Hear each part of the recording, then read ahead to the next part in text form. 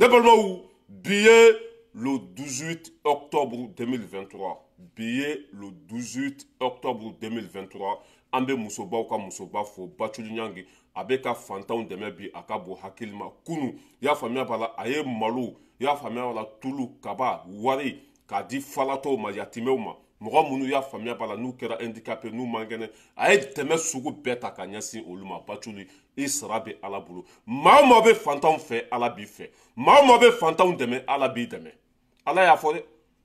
ko n'a ye wari c'est n'a ye garijɛgɛ d'i ma ka hɛrɛ d'i ma k'i kan k'i kɔfilɛ ale ka fantanw na i kan k'i kɔfilɛ ale ka fantanw na mɔgɔ min bɛ wari sɔrɔ ka fantanw dɛmɛ walahi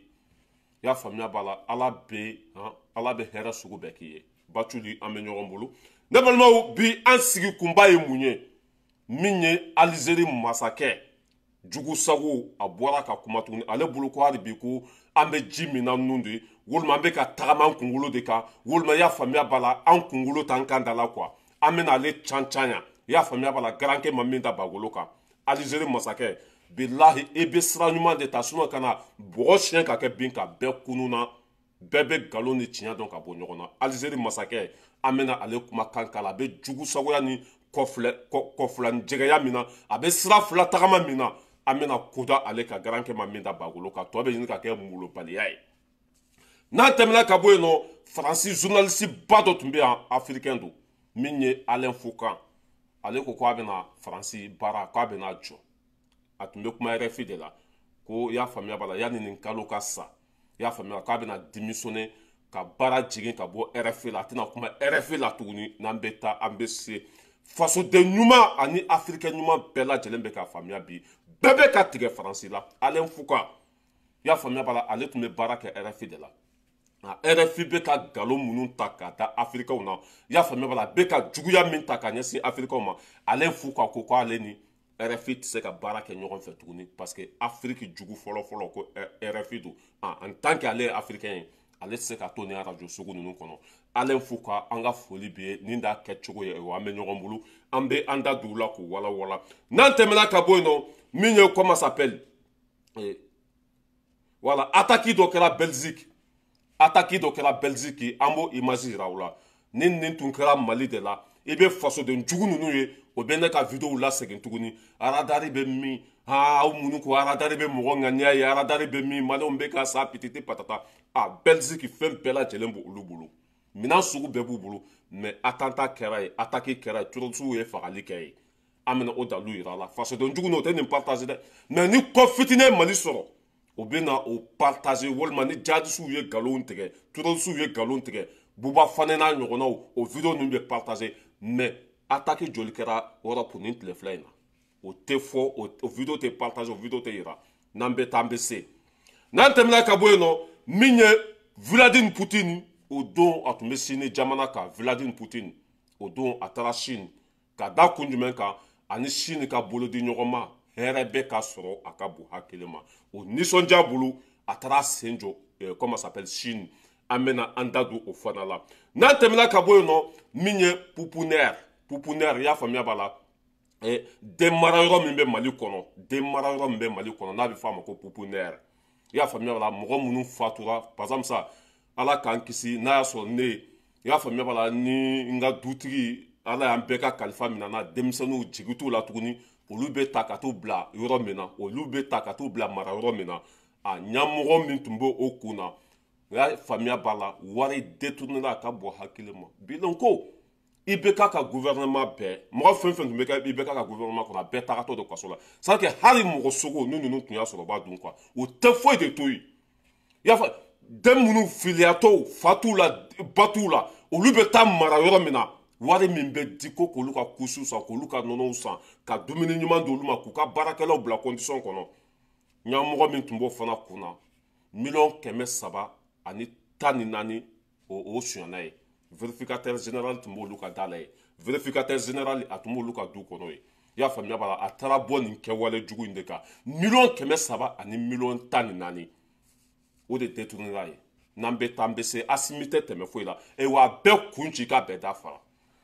u tɛ ala dɔn u tɛ kira dɔn u tɛ hinɛ o ma nɔnɔ min o joli de min ni sera que ni tara demara yɔrɔ in na wallahi i bɛ kasi de quoi demara yɔrɔ ni tara i bɛ kasi de i ɲɛji bɛ bɔ de n'i ye nɔnɔ min bilahi hinɛ bɛ don i dusukun na nin kafiri ninnu bilalaw ɲɛmɔgɔya la den minnu y'a faamuya ala wari n ko bilahi ala b'aw bɛɛ kɔ jeni k'aw ɲɛ jeni tellement k'aw ye mɔgɔw tɔɲɔ ka jamana in ci ka jamana in danbe bɔ a la bilahi fɛn bɛ yɛlɛ aw la ɲin tɛ fɛn min da kɔnɔ an bɛ an da don u la k'olu can garankɛ ma min da bagolo kan an faamuya n'an tɛmɛna ka bɔ yen nɔ min ye semasi mɔgɔw ye ne y'a fɔ yan dɔn ko maliko tɛ n ko olu ta ye place ko de semasi mɔgɔw n y'a fɔ dɛ n ko bɛ panpan fɛn fɛn na place ko don an ye kunnafoni sɔrɔ i y'a faamuya b'a la k'u ye ɲɔgɔn ye u ka ɲɔgɔn ye bolila min kan ko ni Assimi sera ka jobu place di olu ma ministre des affaires étrangères ko ni Assimi sera k'o place di olu ma k'olu b'u makun k'olu b'o dɔrɔn de nɔfɛ an ka Abulaye Diop ka place di semasi mɔgɔ ma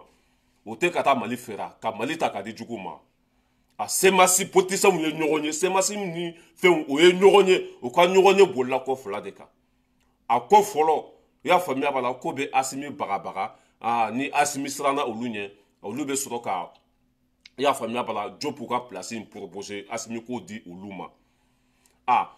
hakilina filanan ko ni élection bɛ kɛ nin sen i y'a faamuya b'a la ko Sɔrɔdasi kana kɛ candidat ye parce que o b'a dɔn ni Assimi kɛra candidat ye dɔrɔn ta ko kɛlen don n ko fɛn bɛ yɛlɛ aw la ɲin tɛ fɛn min da kɔnɔ quoi Assimi Sɔrɔdasiw bɛ présenter de foyi tɛ se k'o bali parce que maliyɛn bɛɛ bɛ Sɔrɔdasiw fɛ n'an tɛmɛna ka bɔ yen nɔ min ye Kasimu Tapo cɛ fuga petit taille maa jugu cɛkɔrɔba jugu bandi sɛfu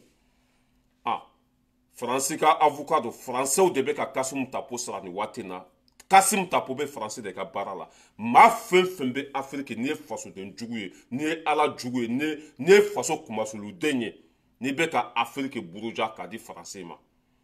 kasara mana e sɔrɔ walima kɔlɔlɔ mana e sɔrɔ Kasimu Tapo taara o de kama ka taa e dɛmɛ ça veut dire que Kasimu Tapo kɛra kafiri bɛɛ lajɛlen ka avocat ye Kasimu Tapo kɛra i y'a faamuya b'a la denkolon bɛɛ ka avocat ye Kasimu Tapo kɛra bandi chef bɛɛ ka avocat ye maa tɛ Afiriki fɛ i y'a faamuya b'a la n'i bɛ ka Mali dɔgɔya walima Niger dɔgɔya walima ka Burkina dɔgɔya ka Faransi lafasa olu kan Kasimu Tapo de saralen bɛ k'a k'olu bɛɛ dɛmɛ en cas n'u olu minɛna Kasimu Tapo ka kɛ olu ka avocat ye Kasimu Tapo Faransi bɛ ka sara o de kama i b'a Kasimu Tapo b'o baara de la Mali kɔnɔ ye n'an bɛ taa an bɛ se ne balimaw an b'a laban ni kumanda mete ye parce que kunun ko n bɛ kuma kan kunasini ko n bɛ kuma kan n bɛ to k'a panpan kun quoi n bɛ to k'a ɲina quoi an b'a laban ni ale ye an bɛ don an sigi kunba kɔnɔ ne balimaw an sigi kunba fɔlɔ o ye Alizeri Alizeri masakɛ bɔra ka kuma ko ale tɛna Mali labila mɔgɔ si ye k'olu ka dɛmɛ bɛ Mali ye wa u bɛ Mali dɛmɛ ni kɛlɛ kelen in na nin ye de ka an kin ka tila k'an fiyɛ ka yɛlɛ an na quoi bɛɛ bɛ Alizeri sɔn dɔn bi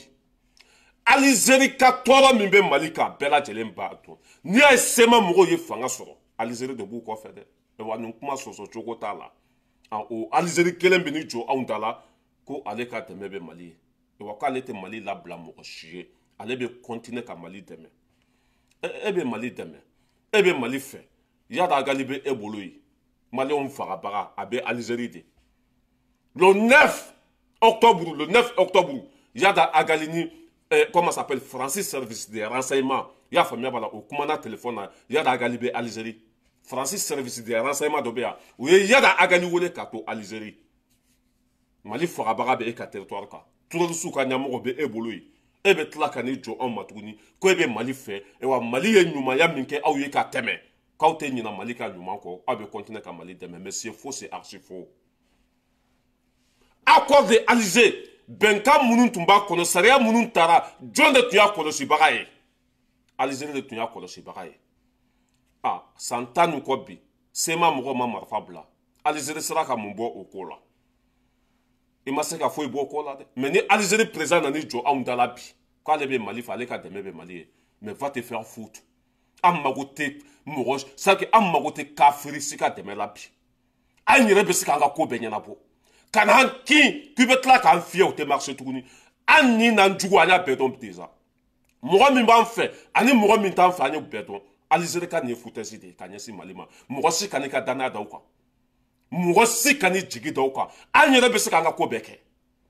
Algérie c'est que olu bɛ n t'a dɔn n bɛna u n t'a dɔn n bɛna fɔ cogo min na quoi nafigiw don quoi nafigiw don o tɛ Mali fɛ dɛ an k'u ka président ka kuma lamɛn o tɛ mɔgɔ si kana da ninnu na a ye cɛkɔrɔba in ka kuma lamɛn. عارفين شكون اللي دارها؟ دارتها دولة مجاورة من خلال منظمة وهمية خلقوها إرهابية خلقوها في مالي ولكن معلش احنا ولا واحد يمنعنا باش نساعد أشقائنا في المالي وباقيين بالمرصاد ولا نقبل من أي كان باش يفصل شمال مالي على جنوب مالي. an b'a lajɔya ko suraka na ko Mali ye min kɛ olu ye don tɛmɛnenw na ko guerre tun b'olu jamana dɔ cɛ ko Mali de kɛra sababu ye ka taa olu bɔ bolo la k'olu segu y'a faamuya bala u danbe kɔnɔ k'olu tɛ se ka ɲina Mali kɔ k'olu bɛ Mali dɛmɛ wa olu tɛ Mali labila mɔgɔ si ye aw tɛ Mali labila Yadi Agali b'aw bolo ye aw b'a dɔn ko Mali jugu fɔlɔfɔlɔ ye Yadi Agali de pourquoi Yadi Agali bɛ Algérie la question est là o tɛmɛnen kɔfɛ ka bɔ yen nɔ fana accord de Alger i y'a faamuya b'a la aw de ye o ko kunyanfan ye o ko ɲɛmɔgɔya bɛ aw de bolo bɛnkan minnu fɔra accord de Alger kɔnɔ o baara ninnu bɔra sira fɛ wa o baara ninnu kɛra kɛcogo la wa a si ma k'a kɛcogo la a si ma kɛ aw de bɛ ka sema mɔgɔw dɛmɛ k'u kana marifa bila sema mɔgɔw aw de bɛ k'u financer sema mɔgɔw n'u ye anw tɔɲɔ n'an wulila o kama u bɛ boli ka taa Algérie de aujourd'hui tu viens nous dire que i y'a faamuya b'a la ko aw ka dɛmɛ bɛ anw ye aw bɛ anw fɛ Mali ye ɲumanya Mali ko Ala de bɛ Mali ka kɛlɛ kɛ quoi Algérie tɔɔrɔ tun bɛ aw kan Mali de y'aw dɛmɛ Mali de y'aw bɔ bolo la bi aw de bɛ ka juguw dɛmɛ anw kan k'aw bɛ tila ka n'aw jɔ aw ɲɛna tuguni k'aw bɛ anw fɛ mais c'est faux c'est archi faux hein tapasi ni nkalon ni manamanakanw don cɛ walahi an tɛ an bɛ da an yɛrɛ de la fɔlɔ wa an t'an jigi da mɔgɔ si kan bi voilà yanni k'a fɔ mɔgɔ ma a ye n'an dɛmɛ k'an ka wara faga o k'a sɔrɔ a kunyanfan bɛ yɛrɛ bolo an jigi tɛ da mɔgɔ si kan an ni n'an jugu an y'a bɛɛ dɔn manamanakan de bɛ Algérie président da bi patapatakan de b'a da bi on n'a rien à foutre avec ton aide an mago si t'i ka dɛmɛ la bi an jugu fɔlɔfɔlɔ ye Algérie ni Mauritanie de Mauritanie Algérie olu de bɛ ka terroristes financer Mali kan olu de bɛ ka terroristes dɛmɛ Mali kan kuma fa n'a ba filɛ n'i nan'i jɔ ko e bɛ anw fɛ i tɛ anw fɛ bi i t'an fɛ sini manamanakan don an t'an ka danaya da mɔgɔ si kan mɔgɔ si ka manipulation tɛna an bɔ nin sira in kan c'est à dire kana dan ka fɔ i bɛ Mali fɛ dɛ goudron bɔ Algérie fɔ Mali la an tigɛra aw la fo k'an cu aw kɔfɛ accord d'Alger bɛnkan minnu sɛbɛnna a kɔnɔ a baara kɛra a kɛcogo la accord d'Alger bɛnkan minnu sɛbɛnna a kɔnɔ a baara kɛra a kɛcogo la mun de y'a baara bali ka kɛ la question est là parce que aw jɛɲɔgɔnw don aw tun bɛ fɛ Mali ka tila de aw tun bɛ fɛ fitinɛ in kana ban Mali kɔnɔ de bi an kɛn bɛ ka se sɔrɔ baara bɛ ka avancer a bɛ n'aw jɔ k'an bɛ Mali fɛ Mali y'an jɛɲɔgɔn de Mali y'an ka partenaire de Mali dɛmɛna ka Algérie bɔ bolo la Mali delila ka Algérie dɛmɛ k'a firi aw bɛ mɔgɔ ka ɲuman dɔn wa ɲuman dɔnbali ye k'a firi de ɲuman dɔnbali k'a firi wa aw si tɛ lafiya aw taara fitinɛ min kolokolo Mali kɔnɔ ne n kali Ala la Ala min ka bon n ka kali ma fitinɛ bɛ laban aw de ka jamanaw kɔnɔ ye Ala tɛ sunɔgɔ dɛ wa Ala tɛ ji tɔnɔnɔ la cɛ o cɛ ye ŋaniya jugu tɛɲɛ ta k'a ɲɛsin Mali ma ka taa tɔɔrɔ lase Maliɲɛnw ma walayi Ala bɛ tɔɔrɔ in kɔmasegin i y'a faamuya b'a la a b'a di yɛrɛ ma ye bilahi n'an bɛ taa tɔɔrɔ min tun bɛ anw kan tɔɔrɔ bɛɛ bɛna bɔ anw kan tɔɔrɔ bɛ taa bin olu de kan ye mɔgɔ minnu ye anw tɔɲɔ a y'a sɛbɛn aw ka bila ye bilahi attaque ni terrorisiya fɛn fɛn tun bɛ Mali kɔnɔ mɔgɔ minnu ye taara nin kolokolo anw fɛ yen nɔ kɛlɛ in yɛrɛ laban bɛ taa bin olu de kan ye ni Ala n'a kira sɔnna n'an bɛ taa an bɛ se an bɛ tɛmɛ ka bɔ yen nɔ an bɛ na comment s'appelle Alain Foucault n'o ye RFI ka journaliste dɔ ye nka cɛ ale y'a faamuya bi k'a fɔ a lajɛ Alain Foucault ale de filɛ nin ye Alain Foucault nin ye fasoden ɲuman ye sa nin bɛ Afiriki fɛ ni ma fili Cameroun de ko a bɛ bɔ Cameroun de nin tun bɛ baara kɛ RFI de la Faransi arajo so nafigiden min bɛ yen jamana cila min bɛ terrorisiw ka kuma lasela minnu bɛ yen nin tun bɛ baara kɛ yen de a y'a faamuya k'a fɔ k'u tɛ Afiriki fɛ a y'a faamuya k'a fɔ ko Afiriki jugu fɔlɔfɔlɔ ye RFI de ye o bɛ nkalon tigɛ u tɛ Ala dɔn u tɛ miiri cɛ ko k'ale tɛ baara kɛ yen tuguni o kana dan ka saraba d'a ma dɛ u ka taa banki turu a ka so kɔnɔ k'ale tɛ baara kɛ RFI kɔnɔ tuguni ko Afiriki ka bon ni RFI ye tiɲɛ ka bon ni fɛn bɛɛ ye k'ale bɛ to a danbe kɔ a bɛ kɔntine ka afiriki dɛmɛ yan'a ka démissionner k'a to RFI kɔnɔ yen a tun bɛ ka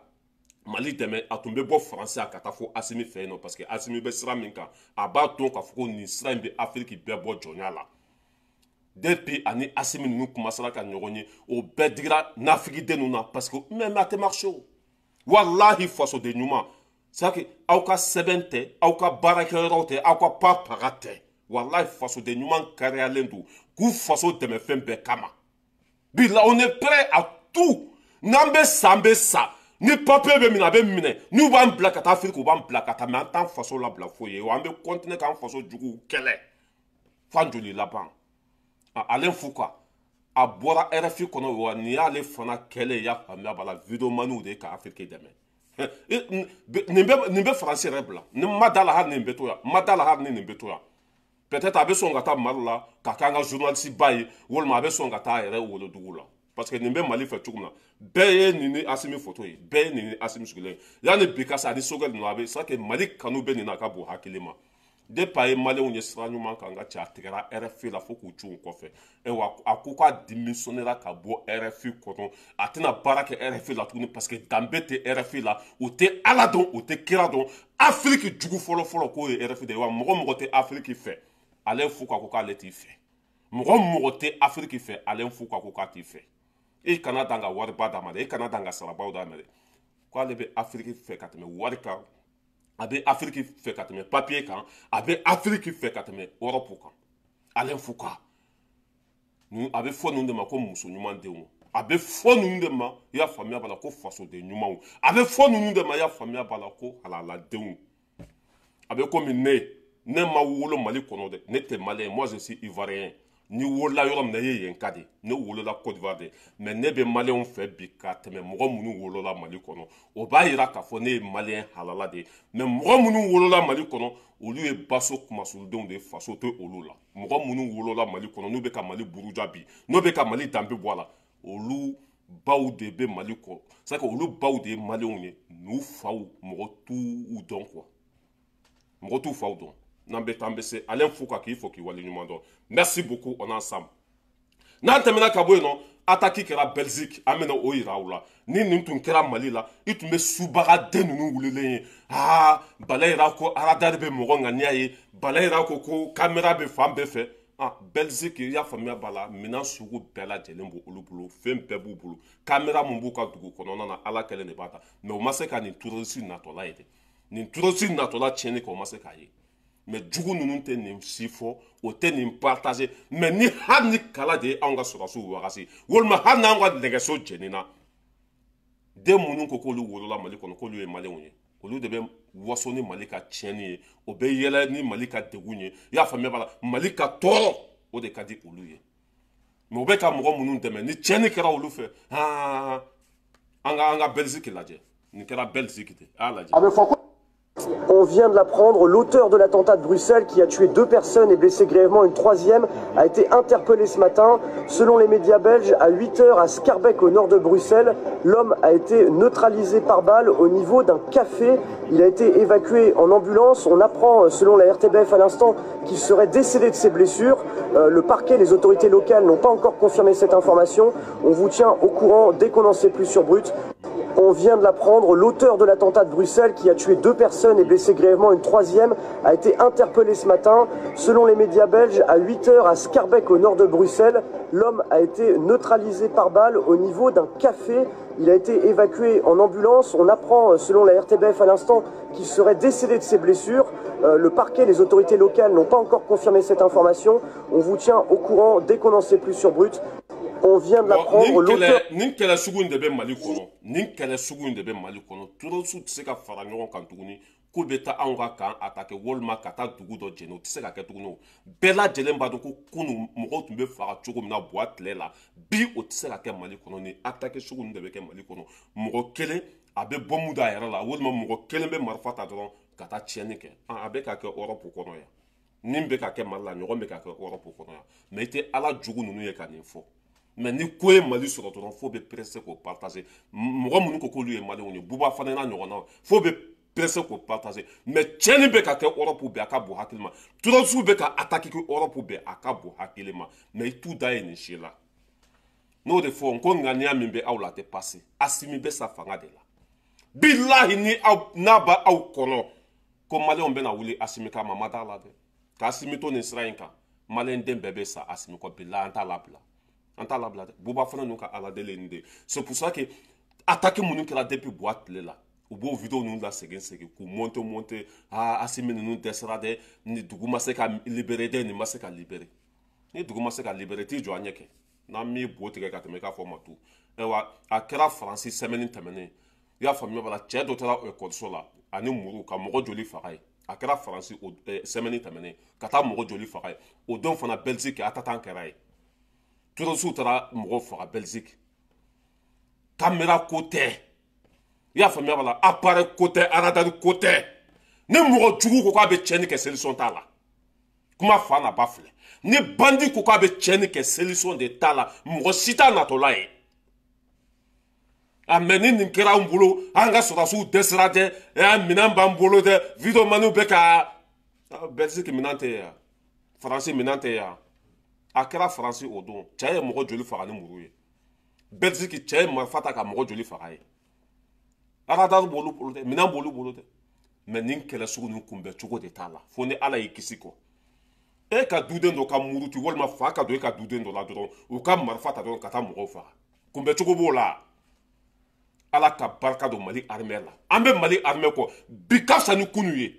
ayiwa fo ka aw sa mɔgɔ si tɛ da aw la kunu aw de tun bɛ Buwa kɔ waati min na Ogosagiw bɛ ka jeni Munduru bɛ ka jeni an ka jamana t'an bolo o waati aw ma kɛlɛ kɛ walasa basigi ni lafiya bɛ se ka na Mali kɔnɔ bi aw ka nan bɔnna aw bɛ na ko Assimi man ɲi Assimi ka ɲi bi a ka ɲi sini marifa sɔrɔla a tile la avion sɔrɔla a tile la drone sɔrɔla a tile la sɔrɔdasiw dɔ farala u ka sara kan sɔrɔdasiw bɛ condition kɔnɔ Mali territoire bɛɛ kɛra anw ta ye a ma deli ka kɛ depuis Ala ye Mali da an b'an ka sanu falen sira la walima aw bɛ kodɔn anw tɛ kodɔn wa ni Assimi tun man ɲi mɔgɔ miliyɔn 25 walahi mɔgɔ miliyɔn 24 tun tɛ tugu Assimi kɔ mɔgɔ miliyɔn 24 o de bɛ Assimi kɔ bi o b'a jira k'a fɔ ko maliyɛn bɛɛ bɛ Assimi fɛ 25 millions d'habitants 24 millions billahi o bɛɛ bɛ Assimi fɛ o b'a jira k'a fɔ a bɛ sira ɲuman kan n'a tun tɛ sira ɲuman kan mɔgɔ tɛ k'a fɛ parce que maa si tɛ lagalagatɔ ye Ala ka hinɛ aw la attaque bɛ ka kɛ Belgique bi attaque bɛ ka kɛ Faransi bi o b'a jira k'a fɔ ko minɛnko tɛ ni mɔgɔ jugu ko a bɛ tiɲɛni kɛ a bɛ tiɲɛni kɛ de an ka sɔrɔdasiw bɛ se ka tugu hadamaden bɛɛ kɔ wa an ka sɔrɔdasiw o bɛ se ka tugu maliyɛn kelen kelenna bɛɛ kɔ wa o sɔrɔdasi b'an bolo wa o sɔrɔdasi t'an bolo dɛ hali o sɔrɔdasi tɛ laharakaw bolo sɔrɔdasi kelen u ka tugu mɔgɔ kelen kɔ sɔrɔdasi kelen u ka bɛɛ kɔlɔsi o tɛ se ka kɛ o ni tiɲɛnikɛla ninnu ko k'u bɛ tiɲɛni kɛ kunbɛn cogo t'a la a cɛ ye fagali kɛ Belgique minɛn tɛ yan radar tɛ yan mais ni tiɲɛni donna an kun dɔrɔn bala yɛrɛ o bɛ na ne ka video kɔrɔ in de ko radar bɛ mɔgɔ ŋaniya ye radar bɛ hali i y'a faamuya bala hali mɔgɔ ka kulusi kɔnɔ n'a ye ŋaniya tɛ dɛ hali ka kulusi kɔnɔ fɛn min bɛ radar ɲɛ b'a la k'a fili Ala jugu n'an bɛ taa an bɛ se an bɛ tɛmɛ ka bɔ yen nɔ an bɛ taa i y'a faamuya bala Russie jamana kan an bɛ taa Russie jamana kan tellement que Vladimir Poutine ani comment ça s'appelle Chine ka coopération barika bɛ ka sɔrɔ a ko la bi a ka bon hakili ma Chine ani Russie ka coopération depuis européen ye sanction da Poutine kan a ko k'a ka pétrole tɛ feere Europe ma tuguni a bɛ k'a ka pétrole bɛɛ di Chine de ma n'a y'a feere chinois ma chinois fana bɛ taa feere indien ma indien fana bɛ tila ka bamayɛlɛma k'a feere européen ma wallahi Poutine ye wari sɔrɔ ɲina a tɛ ku TGV kɔnɔ mɔgɔ fɛn fɛn bɛ Russie jamana kan n'a y'a sɔrɔ i ka sara wari kalo la i bɛ sara 1000 euro de walima i bɛ sara 1500 euro de Poutine ye dɔ fara bɛɛ ka sara kan ka mɔgɔw ka sara kɛ 4000 euros 5000 euros tellement que hɛrɛ bɛ Russie jamana kɔnɔ bi a ka bon hakili ma o ye sanction fɛn fɛn da Poutine kan a bɛɛ kɛra Poutine ma hɛrɛ de ani Chine ka coopération tellement que sɔrɔ kɛra i y'a faamuya bala hɛrɛ sɔrɔla Poutine nisɔndiya kojugu i y'a faamuya bala a taara fo Chine tellement que Poutine nisɔndiyara tellement que hɛrɛ bɛ ka sɔrɔ o ni Chine ka coopération o ni Chine ka tɛgɛ di ɲɔgɔn ma o ni Chine ka tɛgɛ di ɲɔgɔn ma commerce fanfɛyɔrɔ la tellement que hɛrɛ bɛ ka don Russie kɔnɔ a ka bon hakili ma o nisɔndiya bolo Poutine taara turu kelen cɛ Chine ko Chine ka commerce y'a faamuya bala ko nafaba de b'a la hɛrɛ bɛ ka sɔrɔ Chinois bɛ ka hɛrɛ sɔrɔ Russie bɛ ka hɛrɛ sɔrɔ Indiens fana bɛ ka hɛrɛ sɔrɔ parce que pétrole ɲuman ɲuman a bɛ bɔ Russie jamana de kan pétrole ɲuman ɲuman cɛncɛn t'a la nɔgɔ t'a la foyi foyi t'a la n'i y'a bila i ka mobile kɔnɔ a tɛ moteur tiɲɛ a tɛ foyi foyi tiɲɛ sabu k'a ka ɲi o ye qualité dan ye Russie olu ka caisse fara u ka trésor public fara fo k'a bɔ o nisɔndiya bolo a seginna ka taa Chinois jamana kan i y'a faamuya b'a la coopération bɛ se ka miɲɛ senna cogo min na bolodi ɲɔgɔnma in a bɛ se ka se sɔrɔ ka tɛmɛ nin bɛɛ kan cogo min na Poutine nin bɛ Chinois jamana kan walasa commerce fanfɛlaw la i y'a faamuya b'a la o bɛ se ka to ɲɔgɔn bolo fo saya cogo min na a taara yen nɔ ni dɔ ka ba ma sa dɔ ka nan tɛ diya n'i ko dɔ ka su tɛ ko ala t'i ka dugu cɛ fitina min bɛ diɲɛ kɔnɔ Europe ni Amérique don fitina min bɛ diɲɛ kɔnɔ Europe ani Amérique don u bolo ko n'u ye fitina kolokolo Ukraine ko Poutine bɛ sa walima a ta bɛ tiɲɛ walima a mago bɛ sa mais fitina in kolokololen ni bi cɛ wallahi Poutine ye hɛrɛ min i ma a tɛ fɛ kɛlɛ in ka ban ni Poutine tun bɛ fɛ kɛlɛ in ka ban une seconde a b'a bɛɛ ban ni Poutine tun bɛ fɛ nin ko in ka ban wallahi a yɛrɛ bɛ wuli Russie jamana kan ka taa Ukraine président minɛ i y'a faamuya la ka taa sama bose ma ka taa n'a ye fo Russie mais a tɛ fɛ a ka ban parce que ka kɛlɛ in to sen na Europe bɛ kɛ nanbara ye ka kɛlɛ in to sen na Américains bɛ kɛ jugu sago ye wa u bɛ ka kɛ jugu sago ye dɛ Russie bɛ ka sanayɛlɛ Chine bɛ ka sanayɛlɛ wa Amérique ni France bɛ ka kɛ komi i y'a faamuya b'a la ni sɛ man kɛnɛ a si bɛ bɔn cogo min na walima ni sɛ dati banna a si bɛ burun cogo min na France ni Chine bɛ ka kɛ ten de économie bɛ ka jigin économie bɛ ka tiɲɛ a ka bon hakili ma ala ka barika don Poutine na n'an bɛ taa an bɛ se ala ka barika don i la n'an tɛmɛna ka bɔ yen nɔ i y'a faamuya b'a la an bɛ taa Mali pouponnière o ye den mara yɔrɔ dɔ ye i y'a faamuya den mara yɔrɔ min bɛ Mali kɔnɔ mɔgɔ minnu par exemple sa mɔgɔ minnu fatura k'u denw to yen jigi t'u la foyi foyi t'u la l'état de bɛ taa o den sugu ninnu ta sisan ka t'u ladon par exemple sisan ala k'an kisi ne ni muso n'ala y'an bɛɛ ka kalifa minɛ na den minnu b'an bolo ni jigi t'u la tuguni l'état de bɛ t'u ta ka taa u ladon olu bɛ ladon yɔrɔ min na olu bɛ mara yɔrɔ min na mɔgɔ min tun b'o ɲɛmɔgɔya la wari min tun bɛ ka d'a ma k'a ka denmisɛnninw ladon k'u ka kusi san k'u ka nɔnɔw san k'u bila condition ɲɛnamaw kɔnɔ o tigilamɔgɔ fana ye ala minɛ ka taa $314,000 k'o détourner k'o wari bɛɛ fusuku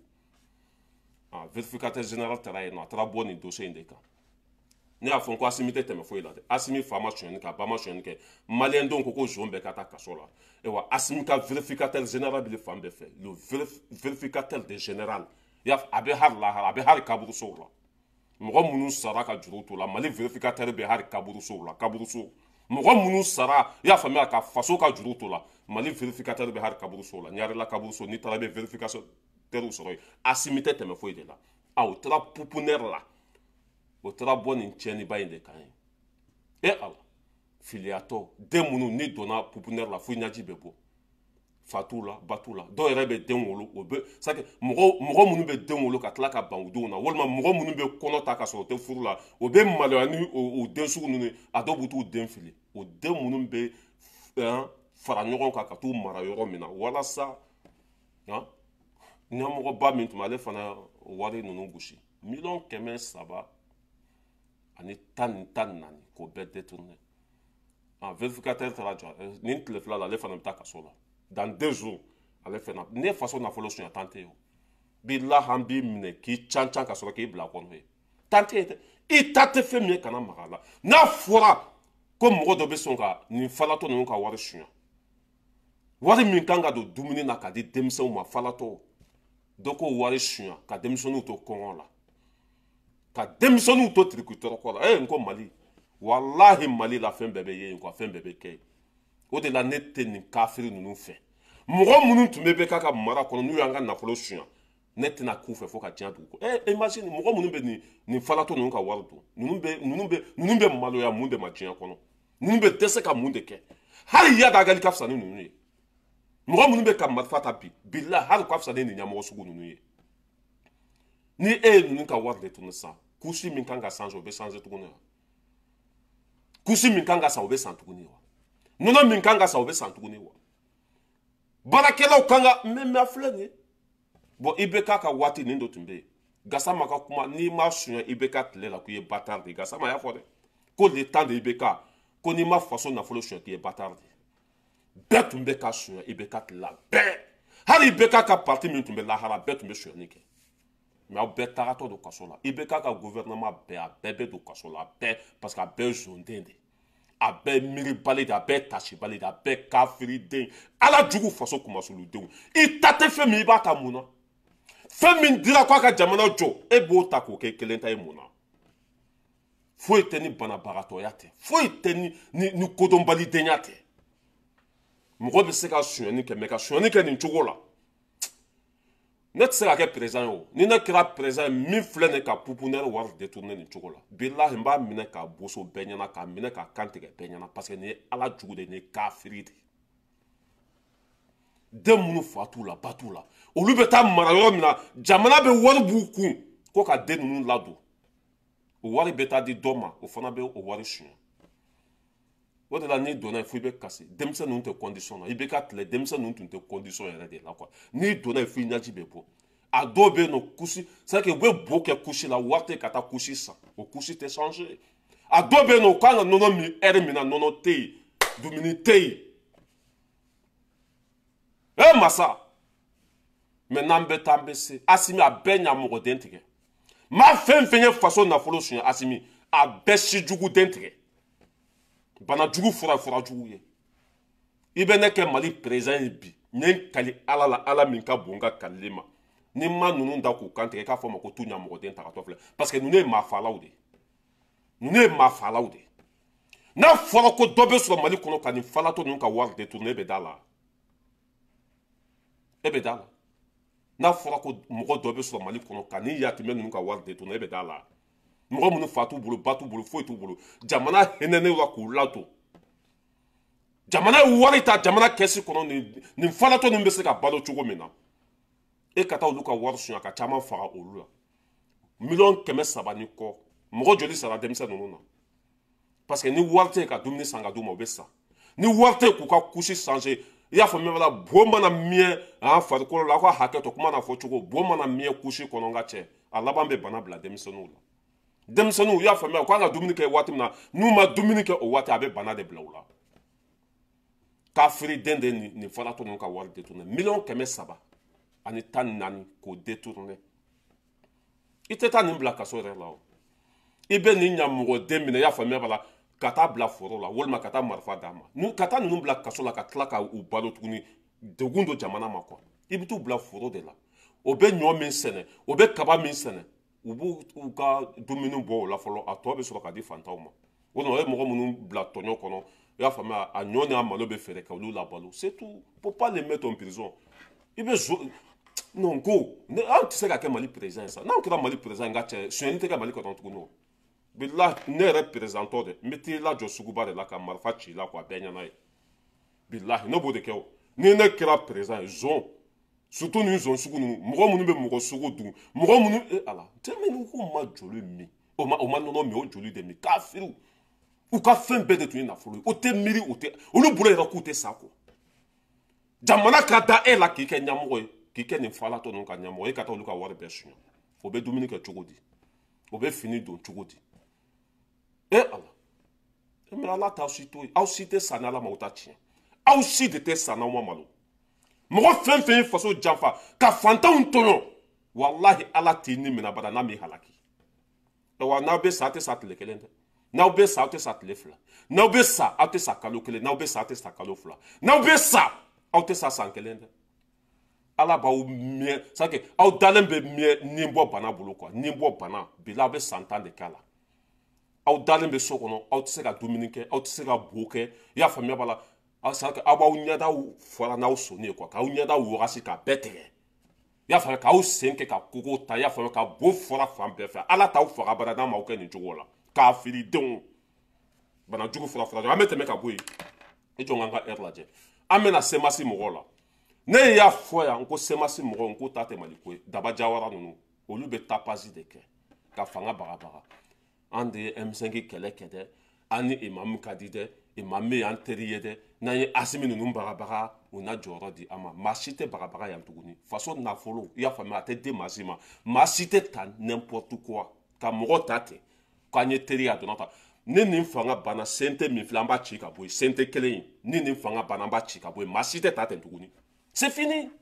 mɔgɔ bɛ ta mɔgɔ min n'a ka kan mɔgɔ bɛ ta a dɔnniya bɛ mɔgɔ min na mais ka mɔgɔw ta teri sira fɛ ni Asimi ka transition fanga banna o tɛ kɛ tuguni an jɔlen ɲɛna yan an balolen ɲɛna o tɛ kɛ tuguni a semasi mɔgɔw olu tun bɛ fɛ ka Asimi bagabaga de solution ma sɔrɔ a la ko k'u bɛ bɔ maliyɛn den bɛɛ ye daji t'u kun na o tila ka ɲɔgɔn ye tuguni o ka ɲɔgɔn ye kɔnɔna na fɛn min bɔra a la an bɛ n'o de fɔ aw ye politicien dama taara fara ɲɔgɔn kan o ye hakilina fila de ta hakilina fɔlɔ ko ni Asimi ka mandat banna ko k'olu bɛ kɛlɛ kɛ walasa Sɔrɔdasi kana kɛ candidat ye quoi Sɔrɔdasi kana kɛ candidat ladon cela veut dire que olu civils de kana fanga la Sɔrɔdasi kana kɛ parce que ni Sɔrɔdasiw nana jamana nafolo tɛ suɲɛ ni Asimi seginna ka na tuguni i y'a faamuya o la gâteau tɛ tila o man di olu ye olu bɛ fɛ dɔrɔn an ka impôt ka don sira kana dilan i y'a faamu kɛnɛya kana sɔrɔ lakana kana sabati foyi nin de ka di maliyɛn ye Buaya ka san 7 kɛ sira tɛ ji tɛ foyi foyi tɛ minɛn ma san lakana ma sɔrɔ baara ma di denmisɛnninw ma foyi ma sɔrɔ nin de tun b'u arranger quoi o bɛ nin fɛn sugu de fɛ o b'o ni masakɛ mais Asimi ko k'a to de la jamana nafolo bɛ di min na a bɛ k'o de ye quoi a bɛ di kun min kama a bɛ k'o de ye a ko comment ça s'appelle semasi mɔgɔw ye ɲɔgɔn ye o ye nin hakilina de ta k'olu bɛna kɛlɛ sugu bɛɛ kɛ ni Asimi ka mandat banna ko Sɔrɔdasi kana kɛ candidat ye Zubi jɔn bɛ e fɛ jɔn bɛ kumakan ta ka baara kɛ n'a ye va te faire foutre hakilina filanan ko i y'a faamuya b'a la min ye Asimi ninnu ye ko n'u sera ka Asimi bagabaga ko ni Asimi sɔnna o ta ma k'olu bɛ Jopo ka place de proposer Asimi ye Jopo ka place i y'a faamuya Jopo bɛ place min na ministre des affaires étrangères ko place ka di olu ye dɛ o tɛ ka taa Mali feere ka taa an jugulamɔgɔw bɛɛ wele ka na tuguni o tɛ marché o ne y'a fɔ yan ko hali bilakoro ka bogo tɛ kalifa u la Haras Bala de l'homme tranquille depuis Paris ne da ye marifakisɛ de n'i y'a ɲɛsin ma a bɛ bo kari a bɛ démonter a bɛ faga an ye mɔgɔ fɛn fɛn kɛlɛ ala a bɛɛ t'a tiɲɛ parce que anw ye halaladenw de ye an bɛ tiɲɛ de kan semasi mɔgɔw a y'a sɛbɛn ka bila ye dɛ hali bilakoro ka bogo tɛ kalifa u la tuguni nin ye aw kɛlen su de ye ni mɔgɔninfin sara i tɛ se ka foyi dilan tuguni o ye salen de ye bɛɛ tigɛra aw la fo k'u cun u kɔfɛ aw bɛ kɛ jɔn ka ɲɛmɔgɔ ye aw taara ɲɔgɔn ye ni hakilina de b'u kɔnɔ n'u ye Asimi bagabaga ni Asimi sɔnna u ta ma Jopo bɛ place min na k'o ka di olu ma an tɛ Jopo place di aw ma dɛ an bɛ Asimi de place di aw ma an tɛ Asimi place di aw ma dɛ an bɛ taa Poutine bɔ palais de la k'aw bila yen a bɛɛ bilakoro fara 3 ka ban baara ma ko parti politique bɛɛ de bɛ kɛ politicien ye parti politique min bɛ Mali kɔnɔ hali a tɛ lahara Asimi kan ka nin bɛɛ naturaliser ka bɔ yen ka nin bɛɛ ci ka bɔ yen ka nin bɛɛ jeni ka bɔ yen ninnu de y'an danbe bɔ an na a semasi mɔgɔw hakilina min b'aw la a tɛ passé bilahi n ye n kali ala la a tɛ marché yan foyi tɛ kalifa aw la wa u ka kɛlɛ kun dɔnna bi u ka laɲini ye min ye a dɔnna bi ne y'a fɔ depuis kunasini n ko Mali ko tɛ jɔyɔrɔ ko don wari ko don Asimi ma ɲi dɛ baara ma kɛ a donna ta bɔra ta foyi tɛ ni santasi tɛ fanga ka siran olu ye ka place d'u ma o yɛrɛ ma taa segin a kan u ka ɲɔgɔn ye kɔnɔ nin de bɔra yen an ka Asimi bagabaga n'a sera n'an ye an bɛ Abdoulaye Diop ka place proposer aw bɛ se ka Abdoulaye Diop ka baara kɛ a kunkolo b'aw la a dɔnniya b'aw la fo n'a y'a sɔrɔ an bɛɛ sara ka ban pewu dɛ mɔgɔ tɛ Mali kɔnɔ tuguni aw bɛ sɔrɔ ka Diop ka place ta sinon k'anw to yan Diop bɛ place min na il mérite Diop kan ka sa o place la dɔnniya b'a la kunkolo b'a la hakili b'a la i y'a faamuya b'a la cɛkisɛya b'a la hali ni Asimi taara ka na a kan ka Diop bila nin place kelen na n'a kumana i b'a lakali k'a fɔ n ko Diop kumakan tellement que a kumakan ka di quoi i b'a lakali k'a fɔ bafulu de bɛ kan in kɔnɔ ye n'a kumana ko a kan bɛ komi nɛgɛ kan Abdoulaye Diop a tɛ nin place bila dɛ wa nin miirina jugu ni nin hakilina jugu de bɛ semasi la place mais place tɛ sɔrɔ yan tu n'es pas médium mais i bɛ bila yɔrɔ la de i bɛ se mais i tɛ se ta ɲini na o ne m'a fɔ aw ye ko kɛlɛ in ko place ko don ne m'a fɔ aw ye ko kɛlɛ in ko nin don wa nin t'a tiɲɛ bange ne ye an bɛ tɛmɛ ka bɔ yen nɔ an bɛna Kassim Tapo cɛ Fuga le petit taille cɛkɔrɔba jugu bandi chef ayiwa aw sago ala sago Kassim Tapo bɛ faransi de ka baara la k'a fɔ aw bɛɛ lajɛlen bi Kassim Tapo bɛ faransi de ka baara la faransɛw ye Kassim Tapo ta i y'a faamuya bala fasoden jugu fɛn fɛn bɛ mali kɔnɔ fasoden jugu fɛn fɛn bɛ nizɛri fasoden jugu fɛn fɛn bɛ comment s'appelle burkina n'i bɛ ka burkina lagosi ka faransi sankɔrɔ ta walima ka mali lagosi ka faransi dɛmɛ walima ka nizɛri lagosi ka faransi sankɔrɔ ta problème mana e sɔrɔ walima kojugu mana e sɔrɔ Kasum Tapo talen don a kama a ka k'i ka avocat ye information à la source soso cogo tɛ kuma min na i ma ye Arasibati bilala faransi la a kɛra Arasibati bilala mali la i ma ye Kasum Tapo kɛra a ka avocat ye Kaw Jimi bilala mali la ka faransi dɛmɛ faransi parfum kasa ka di faransi bo kasa ka di problème ye Kaw Jimi sɔrɔ yan jɔn kɛra a ka avocat ye Kasum Tapo tɛ yan Maître Bazoum jugu sago min tun bɛ Niger kɔnɔ n'a tun bɛ ka Afrique ci ka faransi jɔ Bazoum minɛnɛ jɔn kɛra a ka avocat ye Kasum Tapo k'a fɔ aw ye Kasum Tapo kɛra kafiriw bɛɛ ka avocat ye hali Yada Agali ka avocat ye Kasum Tapo de hali Amadou Goufa u bɛɛ ka avocat kɛra Kasum Tapo ye Ras Bala ira de l'homme tranquille depuis Paris kuma fɔlen filɛ aw ye dɛ ni cɛkɔrɔba fitini le petit taille n'an y'a cancan yan k'ale tun ye bâtonnet de k'ale y'a ka wari sɔrɔ bâtonnenya de la ale y'a ka wari sɔrɔ bâtonboli de la ale y'a ka wari sɔrɔ boko de la ale y'a ka wari sɔrɔ fɛn de la bâtonnetw bɛ yan hali terrain t'u bolo bâtonnetw bɛ yan hali mobili t'u bolo bâtonnetw bɛ yan hali nɛgɛso t'u bolo e bɛ se ka bɔ mali la cogo jumɛn ka na kɛ bâtonnet ka du 3 san faransi kɔnɔ yan o tuma na e bo ye sanu de ya walima e bo ye wari de ya non jamana nafolo sonyɛnen de dira a ma Bathily y'a fɔ cogo min na 16 milliards ni gɛlɛya bɛ mali kan o b'ale de wele ni tɔɔrɔ bɛ mali kan o b'ale de wele a bɛ taa a b'a ta fana sɔrɔ n'a taara fana a b'a ta sɔrɔ faransi ye Kasum Tapo de ta bi a ka fasoden jugu bɛɛ dɛmɛ mɔgɔ fɛn fɛn tɛ ala dɔn n'o tɛ kira dɔn n'u t'u faso fɛ n'u kɛra jugu sago ye u bɛɛ ka avocat ye Kasum Tapo de n'an ka ɲɛmɔgɔ n'a bɛ Kasum Tapo minɛ ka don kaso la a y'a minɛ ka don kaso la dɛ le plus bandit chef celui le plus nul celui le plus indigne malhonnête c'est Kasum Tapo ne de filɛ ne ka fɔ aw ye faransi ye Kasum Tapo de ta k'a ka fasoden jugu bɛɛ dɛmɛ faransi ye Kasum Tapo de sara i y'a faamuya i y'a faamuya la fasoden jugu k'a ka kɛ fasoden jugu bɛɛ ka avocat ye Kasum Tapo nin kan ka to kɛnɛ ma n kan ka musalaha tuguni ya mais n'an y'a déposé giri tɛ se ka ta ka bɔ yen o ne misaliya mun di aw ma sa Rasba cɛ anw ka kɛlɛ feere yan ka taa Bubu ka wari minɛ ka faransi lafasa sanu tɛ mali kɔnɔ dɛ jama tɛ yen dɛ an tɛ faransi fɛ dɛ sinon faransi ka intérêt foyi tɛ mali la a minɛna an ko Kasum Tapo de kɛra ka avocat ye Kasum Tapo de kɛra ka avocat ye comment s'appelle Kaw Jimi o minɛna jɔn kɛra ka avocat ye Kasum Tapo tɛ yan Bazoum Kasum Tapo tɔgɔ taara ye Niger ko Bazoum ka avocat ye Kasum Tapo ye o bɛɛ ma kɛ yan wa talen don a kama a saralen don a kama k'a ka denkolon bɛɛ dɛmɛ k'a ka kɛ den jugu bɛɛ ka avocat ye kuma fa n'a ba filɛ ni min b'a ta ta ni min t'a ta to yen faransi bɛ ka Kasum Tapo sara bi nin de kama a ka ala juguw dɛmɛ a ka kɛ ala juguw ka avocat ye olu bɛɛ ni Kasum Tapo tɛ kelen ye Bazoum su ka fisa ni Kasum Tapo ɲɛnama ye bi Rasba cɛ o su ka fisa ni Kasum Tapo ɲɛnama ye denkolon den a bɛɛ su ka fisa ni Kasum Tapo ɲɛnama ye n'an bɛ taa an bɛ se an bɛ tɛmɛ ka bɔ yen nɔ an bɛna commandant Mete a y'o fana lamɛn a ye commandant Mete lamɛn nka heure sera quoi a y'ale lamɛn ko commandant Mete a y'ale lamɛn. mɔgɔw bi kan ka fɔ Misma ka mobili jenina Misma ka mobili jenina dɛ il faut que an ka walawalali k'a la Misma mɔgɔw ka mobili de kun bɛ remorque ninnu sanfɛla la remorque ninnu moti transporteur ka remorque de don santaw b'a la Sikaso taw b'a la maa minnu ka remorque jenina mortikaw de don mobili minnu jenina a fanba yɔrɔ bɛɛ ye mortikaw de ye 36 véhicules jadisiw ye tasuma don o de la kɔna k'a jeni fɔ a fuga k'a jeni fɔ a sasi maliyɛnw nin ti hɛrɛ ye jamana ma dɛ bilahi ala n'a fɔra remorque kelen bi maa min ye n'a fɔra remorque fila bi maa min ye an y'a fɔ depuis kunu ko nin tɛ nin fanga in fɛ fasoden jugu don a bɛ jugu de ka côté la ni motikaw ka remorque jɛna aw mun bɛ se faso ma faso ka mun b'o la o ni MINUSMA de bɛnna kan ko i y'a faamuya la ko bɛ MINUSMA ka baara kɛ n'u ka minɛnw jɛna MINUSMA ka sara o taara MINUSMA ka minɛnw de ta o ka alimurikiw bɛ taa MINUSMA ka minɛnw ta Mali bɔra kalama o y'a fɔ Mali l'État ye yan Mali l'État de ko k'u ka alimurikiw ka taa MINUSMA ka minɛnw ta Mali l'État ma f'u ye dɛ olu yɛrɛ de ni MINUSMA bɛnna kan olu yɛrɛ de sɔnna u ka camion ka taa MINUSMA mɔgɔw ka minɛn ta galon kan ala b'o mobili jeni de ala b'o camion jeni de ane neni si ko tɛ hɛrɛ faso ma faso ka mun bɛ nin na a bɛ fɛ ka nin fanga in kɛlɛ de ma a bɛ siran